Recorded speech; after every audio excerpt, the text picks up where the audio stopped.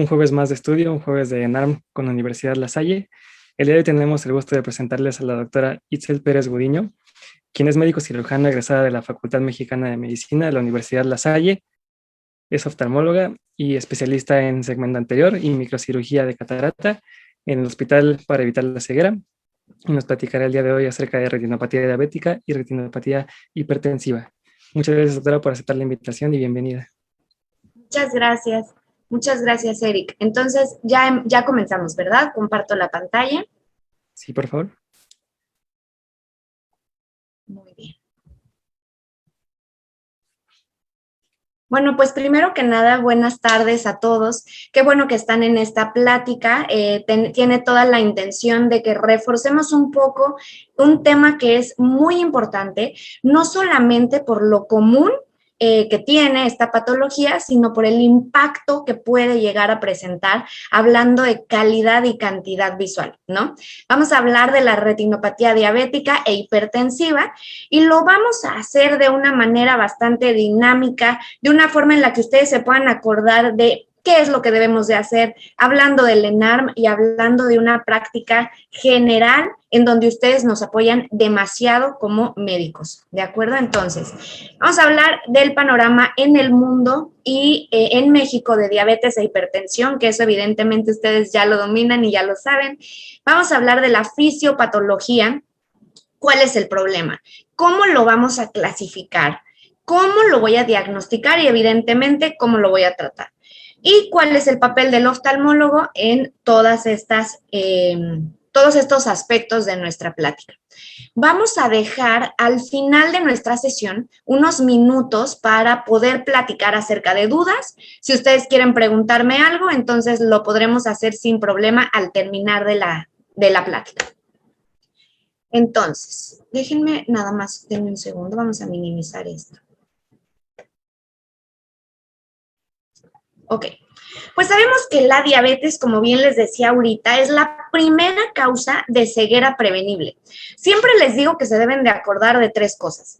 La primera causa de ceguera irreversible es el glaucoma. La primera causa de ceguera reversible es la catarata. Y vean cómo la primera causa de ceguera prevenible es la diabetes. ¿Por qué? Porque si nosotros hacemos un adecuado diagnóstico desde antes, podemos impactar sobre la capacidad de visión. Entonces, la retinopatía diabética es lo más común, hablando a nivel ocular, y representa esta complicación microvascular que ya conocemos acerca de la diabetes.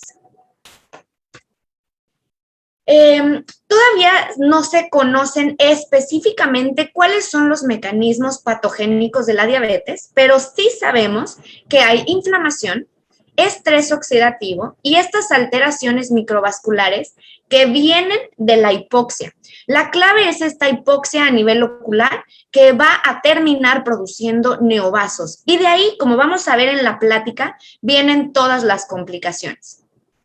Hay una neurodegeneración retiniana que va a preceder a las lesiones microvasculares todo el tiempo. Entonces, siempre que pensemos en retinopatía diabética, quiero que a partir de ahora traigan a su mente dos cosas, y eso es el edema macular diabético y la catarata diabética o la catarata mixta. Vean cómo esto es una principal causa de ceguera en adultos de edad laboral, de 20 a 74 años, que es una edad extremadamente productiva. Se estima que alrededor del 60% de los pacientes con diabetes tipo 2 van a desarrollar retinopatía 20 años después del seguimiento. Y ahorita les voy a poner una tabla que me gusta mucho para que vean el impacto que tiene el control glucémico y los años de diabético para presentar retinopatía. La hipertensión sabemos que es algo que va a contribuir con este riesgo. Y la retinopatía diabética está demostrado que empeora durante la gestación, razón por la cual hay que prestar atención en aquellas mujeres embarazadas diabéticas de largo tiempo de evolución y evidentemente mucho peor si están mal controladas. Vean cómo al menos 10 millones en nuestro país están diagnosticados con esta enfermedad, ocupa el 9º lugar a nivel mundial en número de casos. Es la primera causa de muerte en nuestro país Y vean cómo esto es lo que a mí me impacta demasiado. O sea, de todos los pacientes diabéticos, 56% está muy mal controlado, 38% está mal controlado y alrededor del 6% está bien controlado.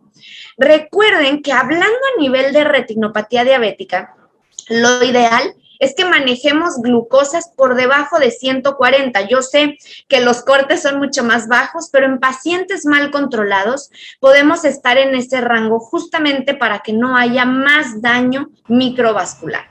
Y justo como les decía, tiene un impacto bien significativo también en costos. Hablando del, por ejemplo, el 34% del presupuesto de la OMS se va directo a esta enfermedad. Y vean cómo tenemos la prevalencia de diabetes y de sobrepeso y obesidad en el adulto. Y el registro que tengo, el último, y es el del 2016, y vean cómo todo esto va a la alza. O sea, esto va a seguir cambiando y si nosotros no impactamos sobre el diagnóstico y el tratamiento, vamos a tener muchos pacientes con mala visión. Entonces, miren, chequen esto. Siempre que piensen en retinopatía, hay que pensar cómo está la glucosa, si está controlada o no, y cuánto tiempo tienes siendo diabético. Vean, hay mayor riesgo de desarrollar diabetes, evidentemente, mientras más años llevo siéndolo. Alrededor de los 5 años de diabético, podemos presentar retinopatía en 25%. 10 años de ser diabético, 60% de probabilidad. Y 15 años, 80%. Aquí la clave va a ser que es muy distinto tener una retinopatía diabética leve a una retinopatía diabética proliferativa. Y eso es donde debemos de impactar como médicos. Fíjense cómo si yo divido diabetes tipo 1 y tipo 2, el diabético tipo 1 va a tener manifestaciones oculares alrededor de 5 años de ser diagnosticado diabético. Y después de 15 años, alrededor del 100% van a tener un grado de retinopatía. Incluso, si yo me voy al otro extremo de los diabéticos tipo 2, un 30% de estos pacientes pueden tener retinopatía en el momento en el que se diagnostica la diabetes. Entonces, siempre yo les digo a mis pacientes, se me hace una manera muy sencilla en la que ellos pueden recordar que tienen que revisarse los ojos, es decirles, oiga, ¿ya sabe si tiene diabetes en el ojo? Y es una forma muy fácil en la que ellos dicen, ah, caray, o sea, la diabetes puede dañar mi ojo, y ahí es nuevamente donde tenemos que apoyar nosotros. También hablando un poquito de la hipertensión, recuerden que también vamos a hablar de la retinopatía hipertensiva. 1 de cada 3 adultos sabemos que sufre de hipertensión, pero vean, o sea, 1 de cada 3 está tratado y no logra mantener un control adecuado. Entonces, nuevamente, esto es lo que a la larga va a provocar una alteración. Y si combinamos diabetes e hipertensión, vamos a tener una retinopatía mixta con, evidentemente, mucho más daño y mucho más riesgo de tener algunas otras patologías asociadas. Recordemos que la diabetes va a tener como focos principales, porque sabemos que daña absolutamente todo, el riñón, el corazón y los ojos. Entonces, hablando un poquito de la circulación retiniana y de las capas, lo único que quiero hacer es como remontarnos un poquito a esta parte de la anatomía y recordar que el daño principal va a estar en los pericitos, la membrana basal y las células endoteliales. Y sí vale la pena que recordemos que hay 2 barreras hematorretinianas, la interna y la externa. A partir de aquí, esta es la imagen únicamente para que recordemos todas las capas de la retina y dónde vamos a ir viendo las alteraciones a nivel vascular. Yo sé que esto va a ser muy difícil que se los pregunten, pero simplemente vale la pena que lo recordemos para integrar verdaderamente todo el contexto de la retinopatía y del daño microvascular. Como platicábamos hace rato, acuérdense que el problema viene tanto en la inflamación, en la disfunción neuronal, pero el problema es que hay una toxicidad intracelular. El punto es que al empezar a haber hipoxia y hay esta obliteración de vasos sanguíneos, hay neovascularización y esto va a aumentar la permeabilidad capilar. Entonces, no solamente vamos a tener neovasos, sino estos neovasos pueden sangrar y puede haber fugas. Y de aquí la presencia o la posibilidad de que haya edema macular diabético. Acompañado de esto tenemos acúmulo intracelular de sorbitol, el estrés oxidativo, se van a liberar los radicales libres, la regulación a la alta del sistema renina-angiotensina y lo más importante es que el VEGF empieza a regularse a la alta. ¿Por qué sabemos? ¿Por qué les digo esto?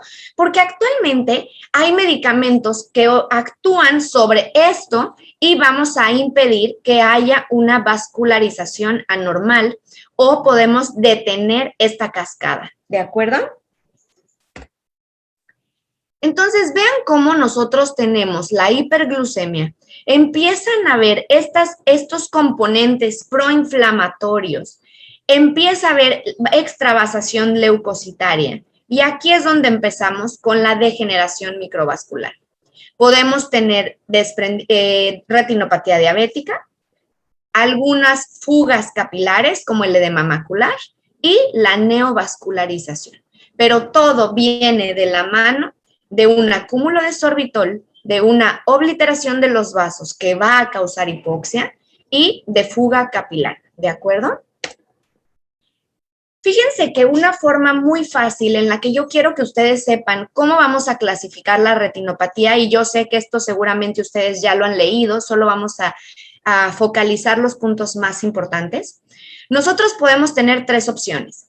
No tener daño por diabetes, es decir, no tener retinopatía diabética, tener una retinopatía no proliferativa o tener una retinopatía proliferativa. Y una vez que entendemos esto, vamos a empezar a explicar qué voy a encontrar en cada una de estas opciones, por así decirlo, y cómo las voy a tratar. Como les decía, siempre o es bien común aquí en México que se mezclen estos 2 tipos de retinopatías. La retinopatía hipertensiva, si yo me enfoco en explicar un poco de qué es lo que está pasando, es muy parecido porque también tengo una fase vasoconstrictiva en donde empieza a haber esta respuesta motora a la hipertensión. Empezamos a tener después la fase esclerótica, que es donde empieza a haber engrosamiento de la íntima, hiperplasia de la capa media, y acabamos teniendo lo mismo, una fase exudativa que va a empezar a traer como consecuencia fugas, neovasos y obviamente probabilidad de tener infartos u oclusiones vasculares. Esto siempre se los digo, si tienes diabetes no la vas a ver hasta que no puedas ver. ¿Y cuántas veces no ha pasado que ustedes han visto un paciente diabético que les llega diciendo que ve mal y ya tiene un daño súper agresivo en la retina porque nadie le dijo o los pacientes no hacen conscientes que la diabetes puede dañar el ojo? Acuérdense, pregunten a partir de hoy, oye, ¿sabes si tienes diabetes en el ojo? Van a cambiar mucho la mentalidad de los pacientes. Y ahora sí, vamos a explicar un poquito cómo la voy a clasificar. Justo como les platicaba hace rato, acuérdense, sin retinopatía, con retinopatía leve o no proliferativa y retinopatía proliferativa. Entonces, vamos a encontrar, primero que nada, siempre que hablemos de retinopatía, principalmente 3 cosas. Ahorita les voy a explicar con imágenes cómo se ven cada una de ellas, pero quiero que traigan a su mente, siempre que piensen en retinopatía diabética, microhemorragias, microaneurismas y exudados. Nuevamente, tiene toda la lógica del mundo si nosotros estamos teniendo procesos oclusivos donde empieza a haber falta de oxígeno, vamos a tener infartos vasculares, microhemorragias, microaneurismas y va a haber fuga capilar, por lo tanto va a haber exudados. Cuando nosotros estamos hablando de una retinopatía proliferativa severa,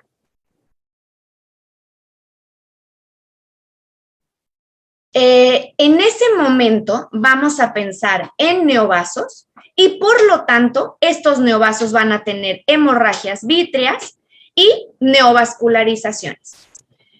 Cuando hablamos también de una retinopatía proliferativa, ya empezamos a pensar que ya hay proliferaciones fibrovasculares y puede haber desprendimiento de retina, ¿de acuerdo? Ahora, ¿cómo sé si es leve, moderada o severa? Que eso es una pregunta bastante común. Imagínense, déjenme ver la siguiente imagen. Este es nuestro polo posterior, ¿de acuerdo? Esto es nuestra retina.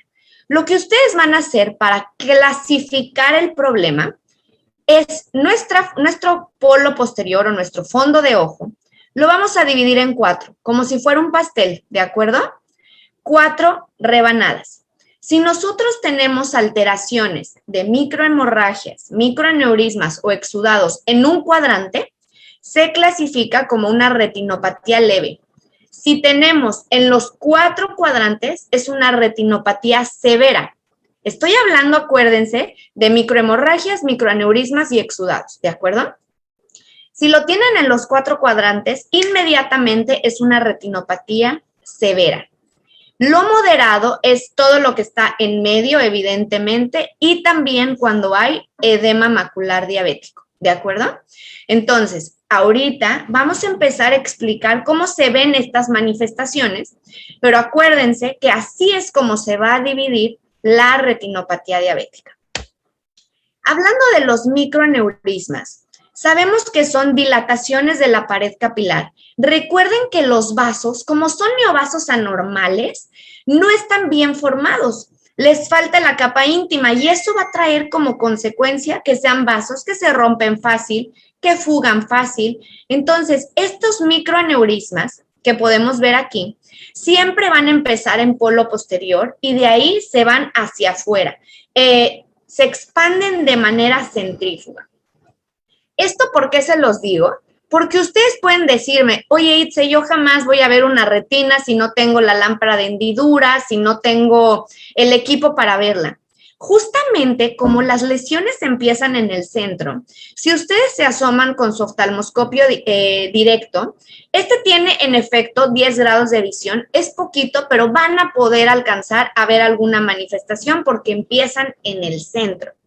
Entonces, también algo que deben de recordar es tengan una gota de TP, que es tropicamida y fenilefrina en sus consultorios, y en los pacientes diabéticos háganles fondo de ojo.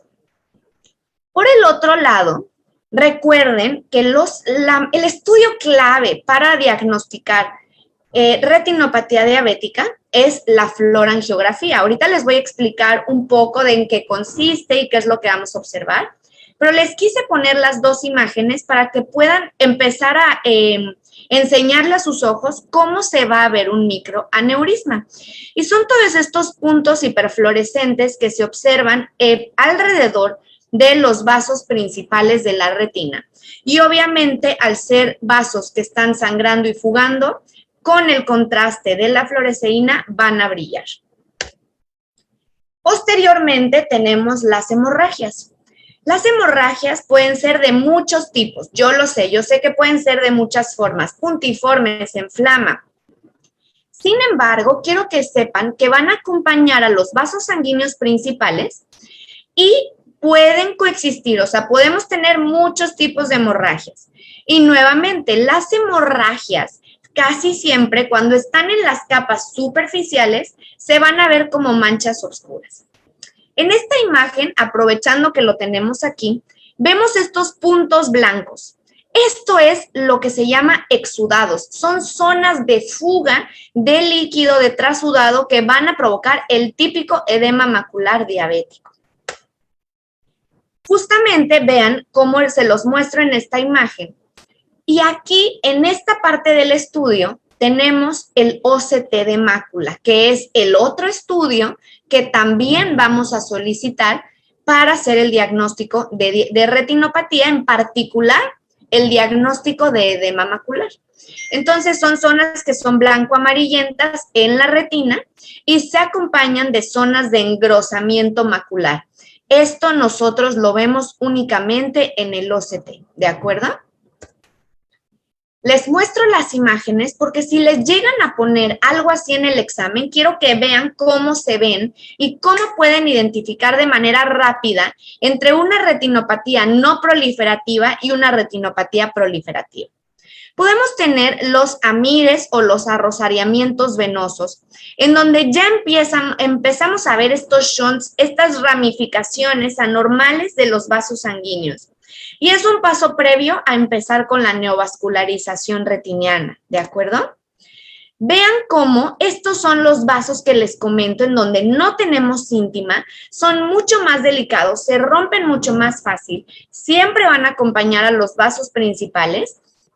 Y cuando ustedes vean esto en las imágenes o en la fluorangiografía, estamos ante una retinopatía diabética proliferativa. Ya brincamos de daño, por así decirlo, y nuestro tratamiento va a ser mucho más invasivo y es mucho más delicado, ¿de acuerdo? Nuevamente, si pensamos retinopatía diabética no proliferativa, traeremos a nuestra mente dividir el ojo en 4 cuadrantes y pensar microhemorragias, microaneurismas y exudados. Si pienso retinopatía proliferativa, aguas, es neovasos, desprendimientos de retina, proliferaciones fibrovasculares. Es una forma muy sencilla de poderlo clasificar y no se van a equivocar si les llegan a preguntar algo así. Como les decía, pues estos vasos van a sangrar y vamos a empezar con tipos de hemorragias como la hemorragia subhialoidea o bien la hemorragia vítrea. Acuérdense que el vitrio, así como el humor acuoso, son transparentes. Sí tienen un impacto sobre nuestra capacidad visual. Entonces, imagínense si tenemos hemorragias en el vitrio, la cantidad de visión va a bajar significativamente.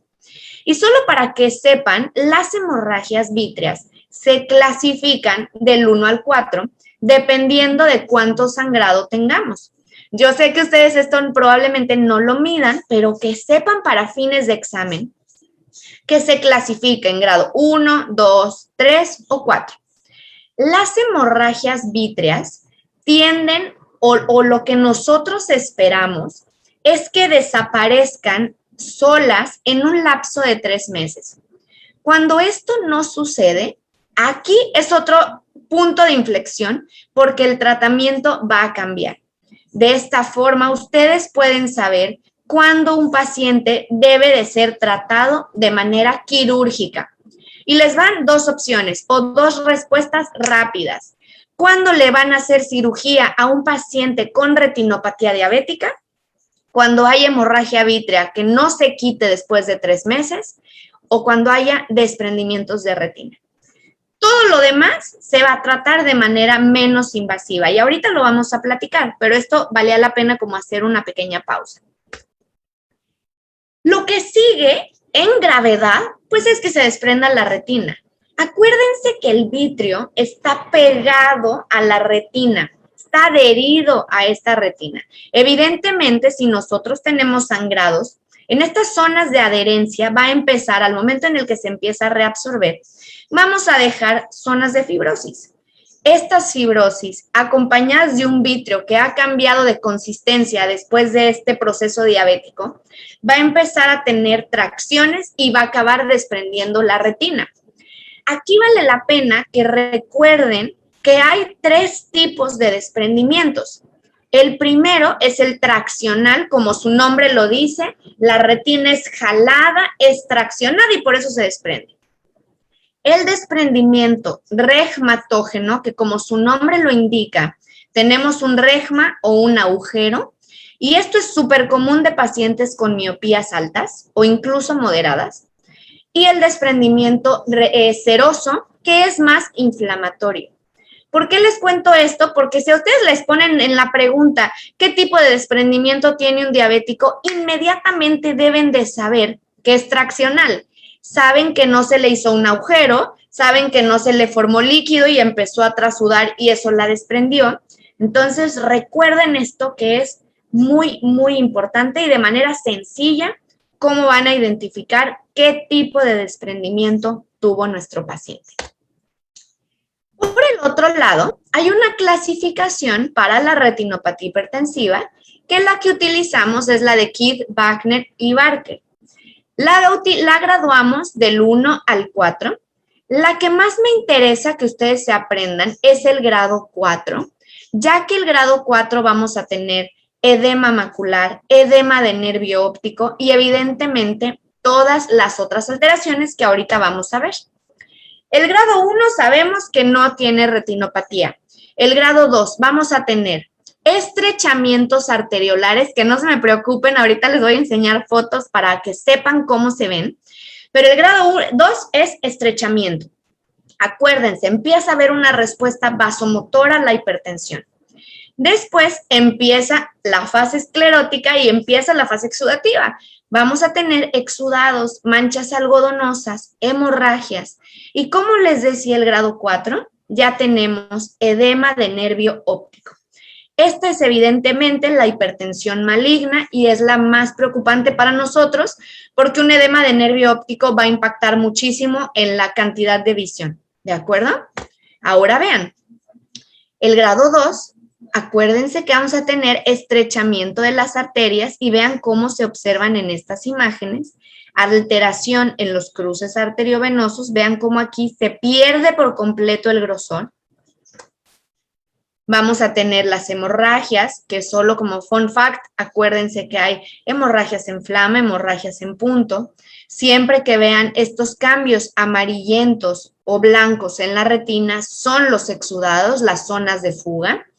Y el nervio óptico edematoso, que lo vamos a ver con los bordes borrados. Nuevamente, recuerden que hay edema macular siempre que veamos esta imagen. Esto del centro es la mácula. Acuérdense que adentro de la mácula está la fóvea, que es el sitio de mayor agudeza visual.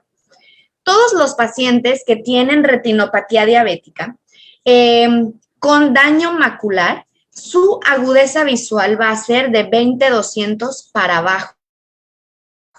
Entonces, si a ustedes les pusieran un caso clínico con muy mala agudeza visual, cuidado, porque puede tener un problema macular y puede ser una pregunta de edema macular diabético, nada más como para que lo tengamos en mente. Siguiente, ¿qué le vamos a hacer a este paciente? ¿Qué estudios voy a necesitar para poderlos diagnosticar? Recordemos que la diabetes es una alteración de microangiopatía, ¿de acuerdo? Estamos teniendo un daño microvascular. Por lo tanto, lo que necesitamos ver es cómo está la circulación, cómo está el flujo sanguíneo. Y para eso usamos la angiografía o la fluorangiografía de retina. Justo como les decía, del campo de visión que te da el oftalmoscopio directo, vean cómo con estos estudios podemos tomar fotografías que nos dan 200 grados de visión. O sea, es una imagen bastante grande y podemos ver incluso los vasos periféricos. Lo que hacemos es que pasamos el contraste, que es de la fluoresceína, de ahí el nombre, lo pasamos por la vena y empezamos a tomar fotografías en la circulación arterial, venosa y coroidea. Y dependiendo de esto, vamos a ir viendo en dónde están los microaneurismas, los exudados o los sangrados. Entonces, si ustedes quieren saber cómo está la retinopatía diabética, lo que tenemos que hacer es hacer una fluorangiografía. Si queremos saber cómo está la mácula, hay que hacer un edema, un OCT de mácula, ¿de acuerdo? Entonces, esto se los pongo como para que podamos ver cómo se verían algunas imágenes en la fluorangiografía. Como les digo hace ratito, todo lo que fugue, todo lo que sangre, en este caso los neovasos, van a provocar una hiperfluorescencia y son todas estas manchas blancas que se observan en la retina. Todo esto que vemos aquí, por ejemplo, esto que yo veo aquí que hiperfluorece literal como un foco en la retina, es un neovaso. Eso es esta proliferación vascular, que si yo lo veo, su mente debe de migrar automáticamente a una retinopatía diabética proliferativa, ¿de acuerdo? Tenemos las huellas de láser, que las huellas de láser, vamos a platicar ahorita también de este tipo de tratamiento, pero es una lesión térmica. Por lo tanto, se van a ver como estos cambios hipopigmentados, es decir, estas manchitas negras, todo alrededor de la retina o dependiendo de donde se haya dado el tratamiento del láser. Como platicábamos, los microaneurismas, que son puntos hiperfluorescentes mucho más pequeños, localizados en polo posterior. Y obviamente les pongo esta para que vean cómo se ve un ojo normal. Acuérdense que la mácula y la fovea siempre va a ser avascular. Tenemos los vasos superiores, la arcada nasal inferior, la temporal superior, la temporal inferior y nuestro nervio óptico, ¿de acuerdo? Vean cómo una retina normal con los primeros estudios de la fluorangiografía se ve completamente gris. Siempre que veamos algún cambio, bueno, hay que empezar a pensar que ya hay daño por la diabetes. Y por el otro lado, nos vamos al OCT macular, que acuérdense, es nuestro gold estándar para descartar edema macular diabético o edema macular clínicamente significativo, ¿de acuerdo? Esto se los pongo aquí para que vean cómo es la anatomía normal y aquí viene una imagen. Vean cómo viene la membrana limitante interna, la depresión normal de la fovea, ¿de acuerdo? Y de aquí vienen todas las capas de la retina. Esto evidentemente no me importa que se lo sepan, pero que vean qué es lo que vamos estudiando. Vean cómo empezamos desde la capa de fibras nerviosas, la capa de células ganglionares, la plexiforme interna, nuclear interna, plexiforme externa, nuclear externa, y todo esto lo podemos observar en el OCT. ¿Qué me interesa? Empezar a ver si en esta zona, justamente al haber estos exudados y trasudados, empezamos a ver alteraciones en la anatomía, que sería el edema macular. Entonces, vean cómo tenemos la depresión normal de la fovea, ¿de acuerdo? Esto es un OCT normal. Y vean cómo cuando empieza a ver este trasudado, se observa esta pérdida de la anatomía de las capas nerviosas y este acúmulo de líquido en todas las imágenes. Evidentemente, si ustedes tienen este tipo de problemas en su mácula, nuevamente la visión va a ser mucho menor a 20/200 y esto va a tener un impacto significativo en la cantidad de visión, ¿de acuerdo? Así es como se ve el edema macular, que como ya recordaremos, hablando de fotos, son estos cambios amarillos, blancos en la mácula, acompañados de zonas de engrosamiento macular. Y acuérdense que si ustedes tienen edema macular diabético, hablando de clasificación, inmediatamente su retinopatía de entrada ya es una no proliferativa moderada.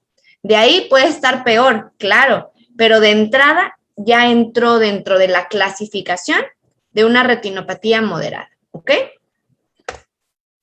Entonces, es importante que recordemos que a partir de ahora, ¿no? Me importa cómo está controlado mi paciente, cuánto tiempo lleva de ser diabético, qué grado de retinopatía diabética tiene, y a partir de ahí, obviamente el diagnóstico lo hacemos nosotros con los estudios de imagen, por supuesto, pero ustedes nos ayudan demasiado a referir a los pacientes. Por último, vamos a hablar del tratamiento. Como les platicaba, a partir de esta clasificación vamos a saber qué le vamos a hacer al paciente. Por ejemplo, si nosotros tenemos un paciente que no tiene retinopatía diabética, o bien que como viene aquí en la tabla, es una retinopatía leve o bien moderada, recordemos que hablando en este momento, yo sé que voy a estar buscando microneurismas, microhemorragias, exudados, y los voy a tener en 1 a 2 cuadrantes de toda mi retina. El tratamiento es un control glucémico. Mantener niveles adecuados de glucemia, no solamente constantes, o mejor dicho, lo que buscamos es que estén estables la mayor cantidad del tiempo, porque también algo que ustedes saben que es muy dañino son estos picos que tienen nuestros pacientes, que de pronto están bien, de pronto se suben a 180, de pronto bajan, de pronto vuelven a subir. Todo esto también es muy agresivo hablando a nivel microvascular. Ahora, ¿qué pasa si yo tengo una retinopatía no proliferativa severa? Recordemos que la retinopatía, hablando de severo, yo tengo microhemorragias, microaneurismas, exudados en 4 cuadrantes, es decir, en toda mi retina. Y se los repito tanto porque me interesa que aprendan a clasificarla, no solo para el examen, sino en general, para que tengan idea de qué es lo que vamos a buscar. En este momento empezamos a dar el tratamiento con láser, que es la famosa panfotocoagulación retiniana. Van a ver que cuando lean oftalmo hay muchos tipos de láser. El láser que ocupamos para la retina, hablando de retinopatía diabética, es el láser argón, ¿de acuerdo? El láser argón. Con esto vamos a dar la panfotocoagulación, que ahorita les voy a poner una imagen. Cuando estamos con alto riesgo, que acuérdense que alto riesgo ya entran los neovasos, ya tenemos que utilizar láser o incluso el antiangiogénico. Acuérdense que al principio platicábamos que se elevaban los factores de crecimiento del VEGF y esto es muy útil con el antiangiogénico. ¿Por qué? Porque empezamos a bloquear esta proliferación vascular y evidentemente logramos controlar por un momento el daño. ¿Qué pasa cuando hablamos de retinopatía proliferativa? Que era justo lo que les platicaba también. Ya tengo neovasos, ya hay hemorragia vítrea, ya hay hemorragias subhialoideas, pero ya hay desprendimientos de retina. En este momento no hay otra más que hacer una vitrectomía, es decir, con aparatos, que ahorita vamos a ver unas imágenes, quitamos gran contenido de nuestro vitrio y bien pegamos la retina. Entonces es un cuadro que me gusta mucho porque de manera muy fácil, muy rápida, podemos saber qué le vamos a ofrecer a nuestro paciente de acuerdo al grado de severidad. Como les platicaba, acuérdense, porque esto sí se los han preguntado en el ENARM, ¿qué tipo de láser ocupan para la retinopatía diabética proliferativa? El láser argón. ¿Por qué? Porque, por ejemplo, cuando tenemos un paciente con glaucoma de ángulo cerrado, que también se los han preguntado en el examen, el láser que ocupamos es el YAG láser, solo como para que puedan tener algún otro dato importante. Entonces, nosotros vamos a dar este tratamiento con láser porque el objetivo es bajar el requerimiento de oxígeno por parte de mi retina. Acuérdense que el problema es la hipoxia. Si yo logro bajar este requerimiento, va a haber menos probabilidad de que haga neovasos. El láser se da en 3 a 4 sesiones.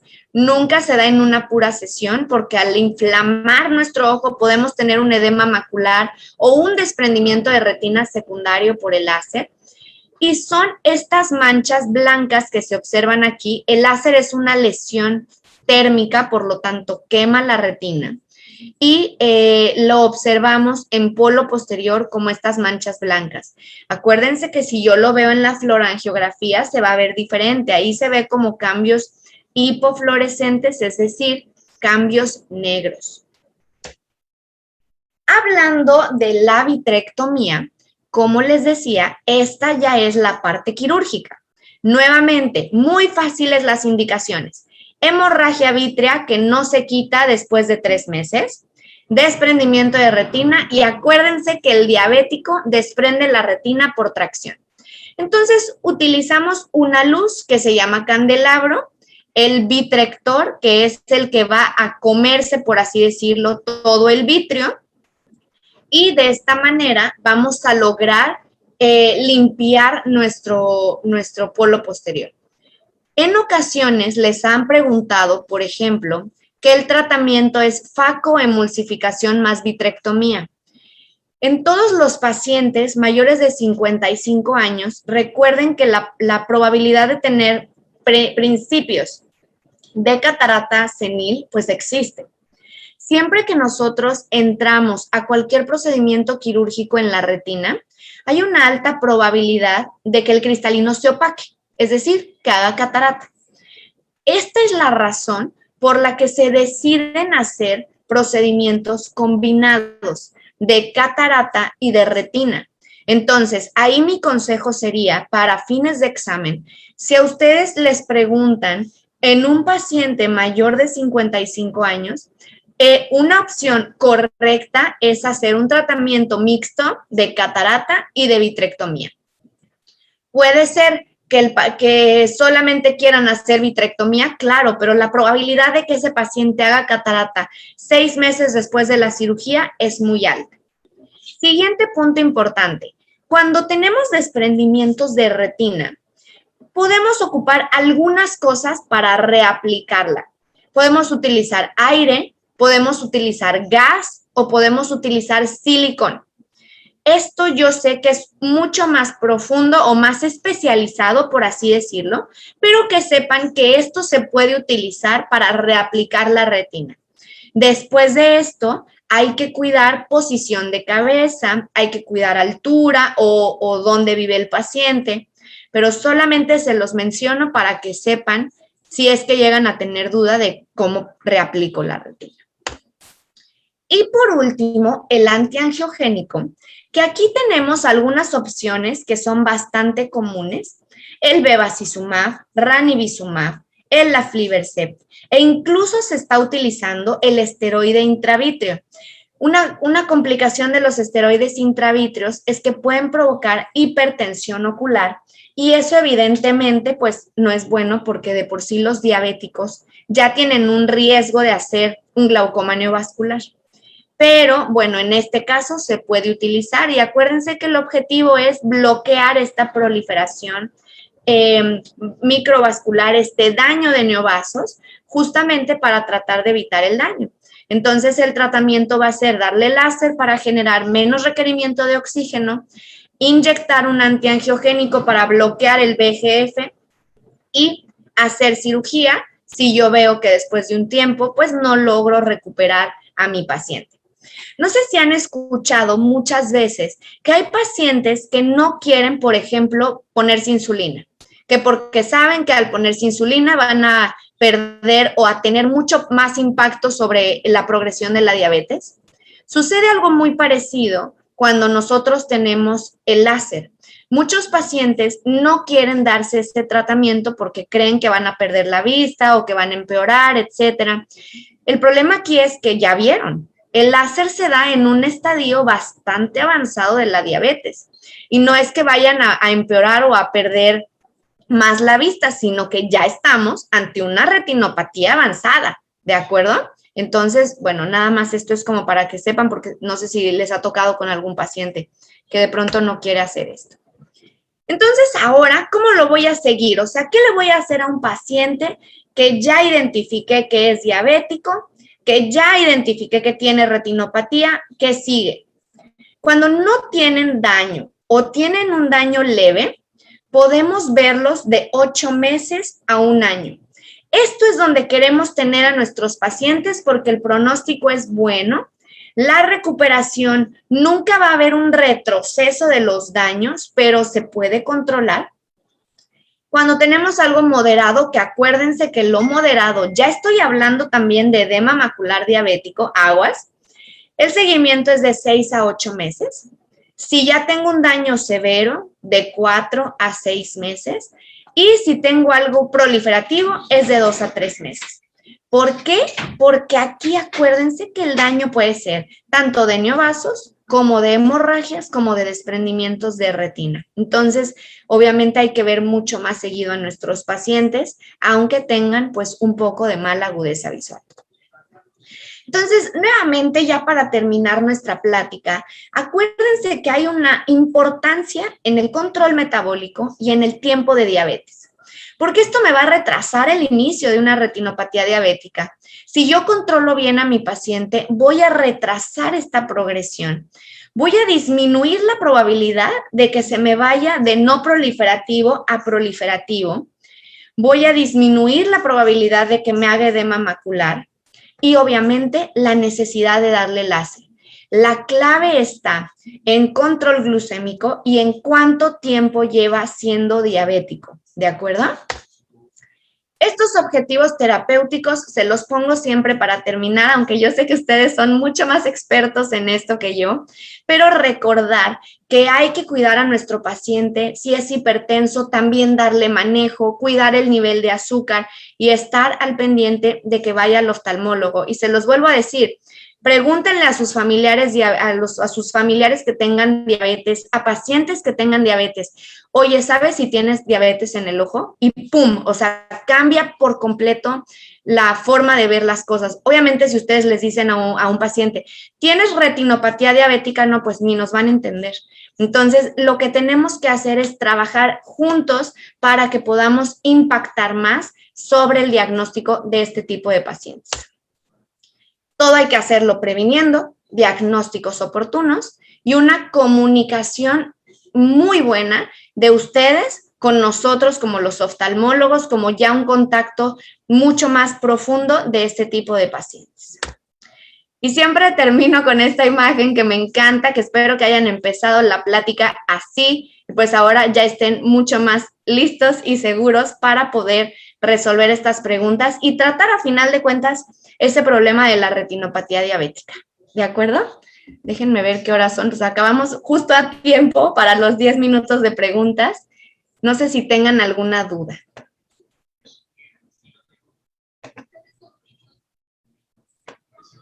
Vamos a abrir acá. Muchas gracias, doctora, por la excelente ponencia. Y tenemos el foro abierto para que puedan enviar sus preguntas y poder darle respuesta.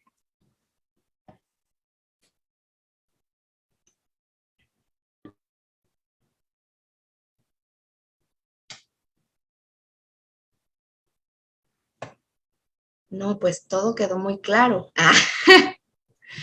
Igual si tienen alguna otra duda de algo en particular, porque a veces estos foros sirven mucho cuando ya hicieron el examen, cuando quizás alguna pregunta que les hicieron, ustedes no supieron qué contestar en el caso clínico, o algo de lo que yo dije ahorita, leyeron ustedes algo diferente. O sea, eso es súper útil que ahorita pues puedan preguntarme con toda confianza para tratar de cambiarlo, ¿no? Ah, mira, sí. Mira, dice Sandra, ¿lo leo, Eric? Sí, adelante. Ok. Dice, ¿podría repetir los tipos de desprendimiento? La verdad es que esta es muy buena pregunta, Sandra, porque se los prometo que sí se los han preguntado y es muy fácil. Desprendimiento de retina en un paciente diabético es traccional. Acuérdense, hay jalones de estas proliferaciones fibrovasculares.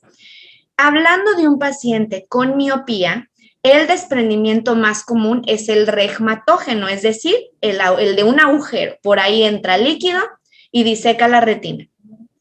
Y el de un paciente con alguna enfermedad autoinmune, infecciosa o alguna uveitis es el desprendimiento de retina seroso. ¿De acuerdo? Nada más como para que lo recuerden. Luego me preguntan, ¿cuál es la diferencia entre hemorragia vítrea y subhialoidea?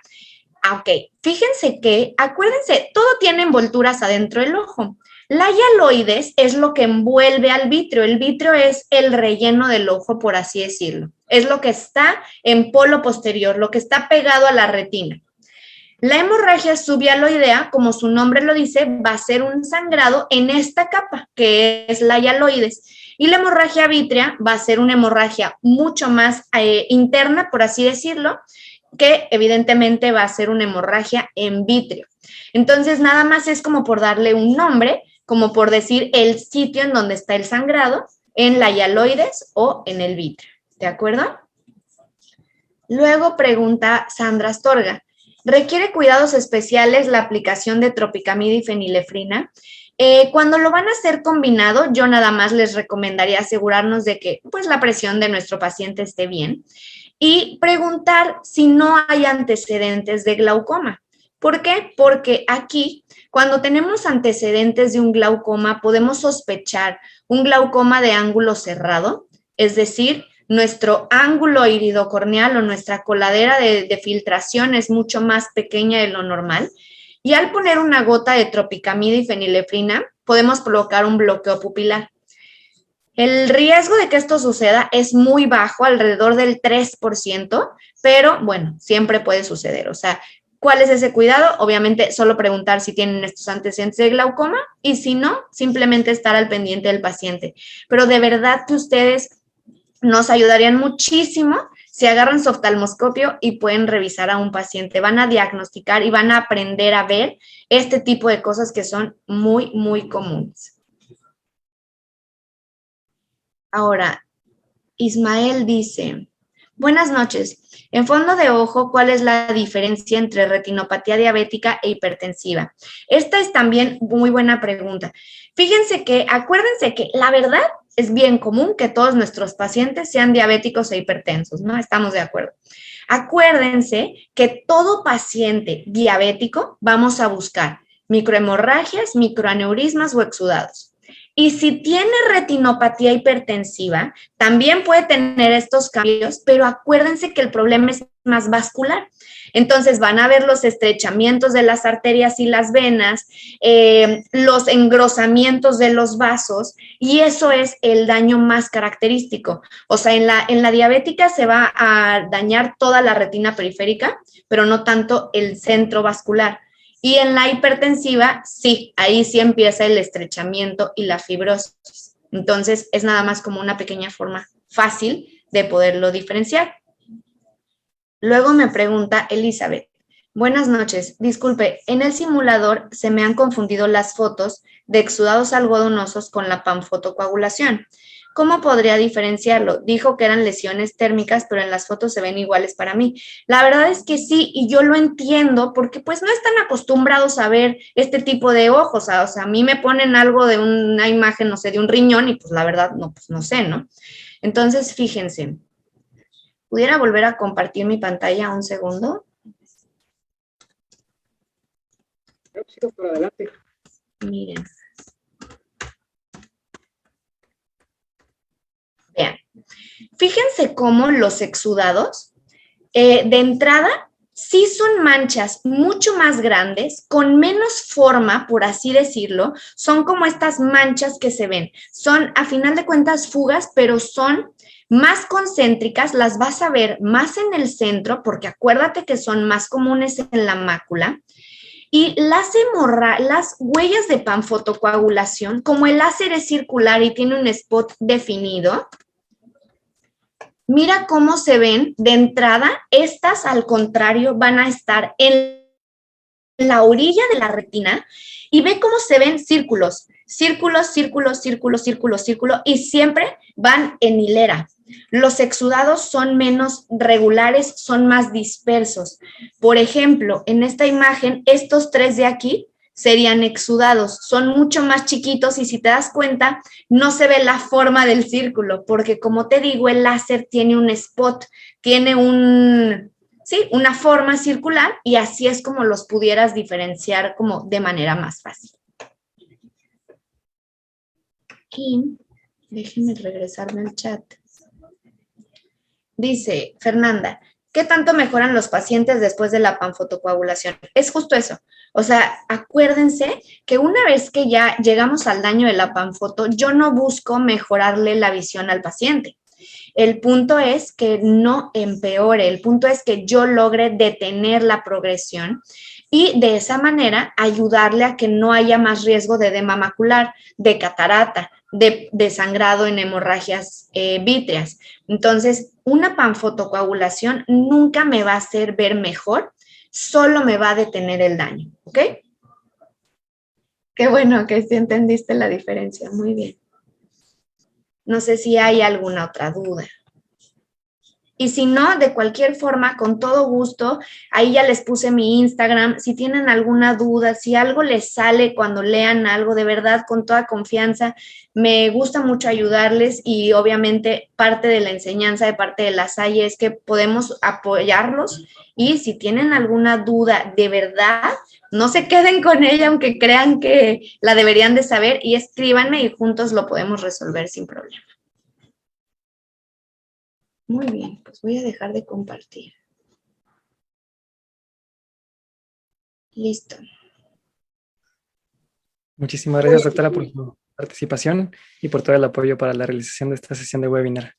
No, de qué, con mucho gusto, Eric. Muchas gracias a ustedes. Muchas gracias, doctora. Muy bien, pues no me queda más que agradecerles su asistencia a este evento. Voy a platicarles un poquito del curso que tenemos de NARM. Este curso está por empezar este próximo 7 de junio. Ya estamos muy cerca de la fecha de inicio.